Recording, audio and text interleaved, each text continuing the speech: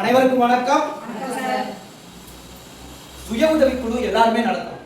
ஆனா ஒரு நல்ல சுய உதவிக்குழு, வலிமையான சுய உதவிக்குழுவா இருக்கணும்னா 5 மந்திரங்களை கடைபிடிக்கணும்னு சொல்றோம். என்னவா இருக்கும்? கூட்டம். முறையான கூட்டமா இருக்கணும், எல்லாரும் கலந்துக்கணும், அது வாரம் வாரம் நடக்கும். அடுத்து சேமிப்பு. நம்மளுடைய சேமிப்பு வாரம் வாரம் இருக்கணும். அது குறைந்த தொகையா இருக்கலாம், அது விருப்பத்தின் பேர்ல சேமிக்கணும். கூட்டம், சேமிப்பு.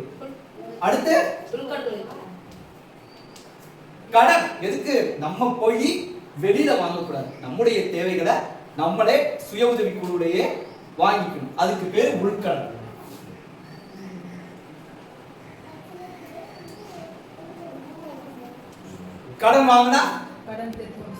கடன் வாங்கினா அதை திருப்பி கொடுக்கணும்.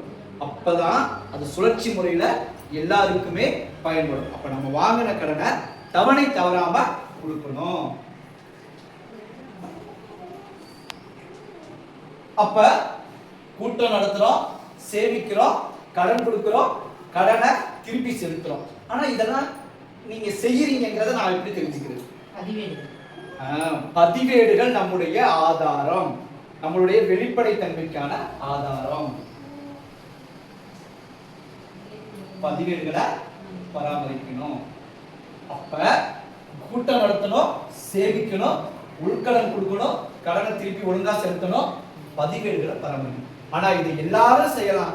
இதை முறையா செய்யறதுதான் பஞ்சசூத்திரம். புரியுதா?